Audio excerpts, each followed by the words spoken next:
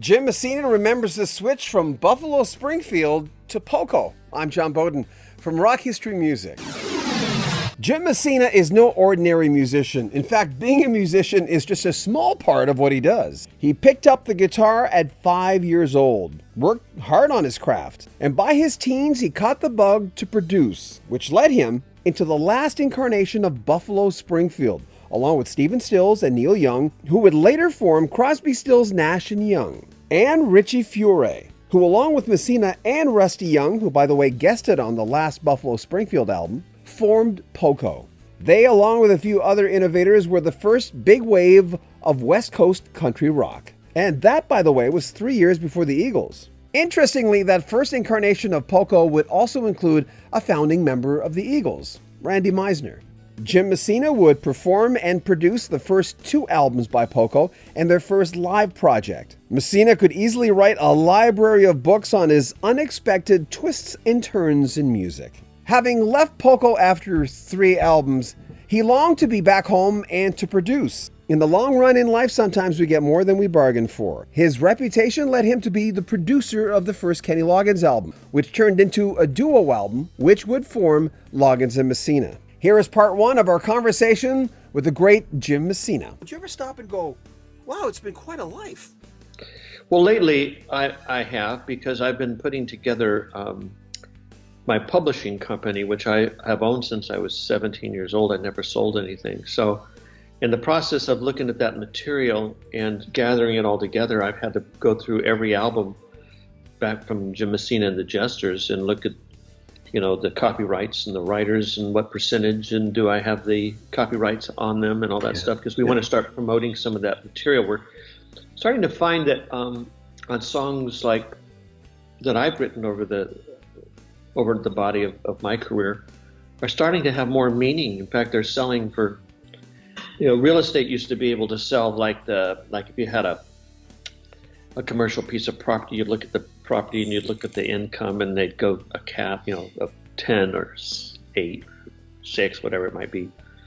Well, publishing companies were about the same way, but now they're going for 10s, 12s, 13, 15 times their cap rates, because the body of work is no one's doing that anymore. Mm-hmm. It's just not there. And many of those melodies and things, the emotional aspect of those melodies and lyrics are within our DNA, and they resonate, and they realize that they resonate more than a lot of what's been produced. So from that standpoint, yes, I've gone through. In fact, I was absolutely quite amazed at some of the work that Rusty and I did back when I look at Deliverin', that album we did there, and an acoustic version of You Better Think Twice was pretty damn good. And he and I, the interaction that he and I had between one another was just absolutely phenomenal.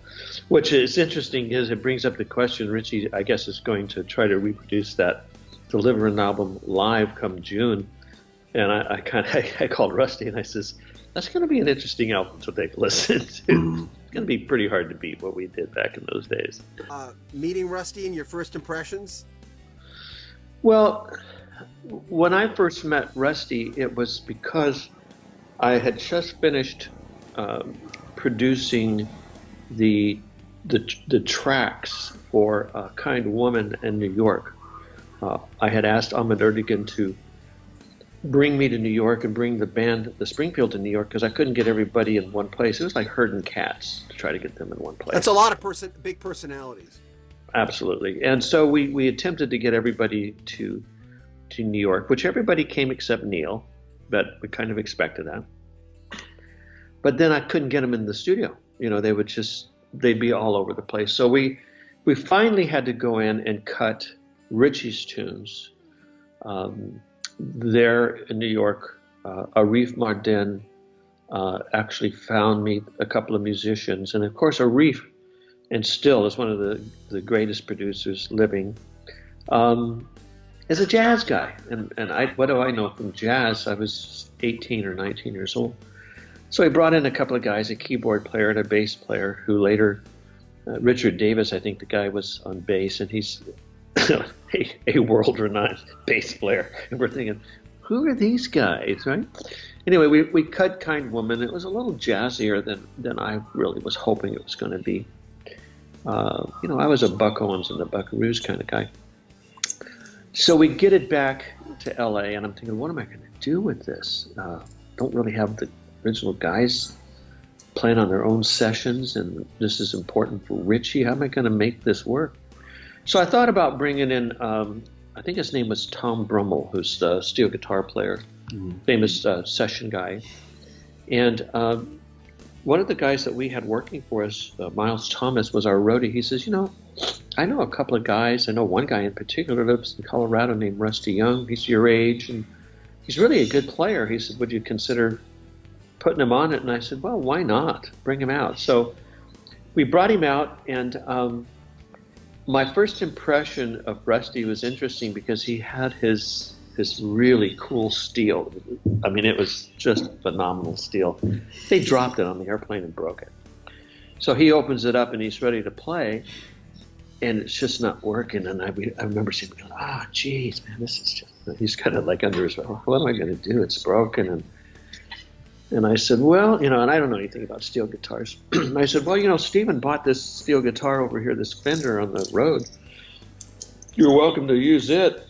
And so, deep down inside, this was Rusty Young's big chance, right? Yeah. I'm just looking for a steel player, but for him, it's his big chance. Yeah. So he got the steel out and get us all tuned up, and he says, this is really kind of hard to play. And I'm thinking, God, poor craftsman who blames his tools, right? But little did I know, the pedals were all reversed, and instead of having rods, they were wires. I'd be trying to, I don't even know how to define it, but it's a whole different animal. Yeah. Anyway, he sat down and he played first, second take, this most unbelievable solo. My first impression was, Jesus, if he's playing on a broke instrument, what's he going to sound like when he has his own steel to play? But it was wonderful. It was joyful. It was just a joyful moment. Jim Messina is doing shows all throughout the year, right up until November. Go to jimmessina.com for more information. We'll have more of our conversation with Messina coming up next week. I'm John Bowden. Make sure you comment on our videos, subscribe to our channel, and share our videos. This is Rock History Music.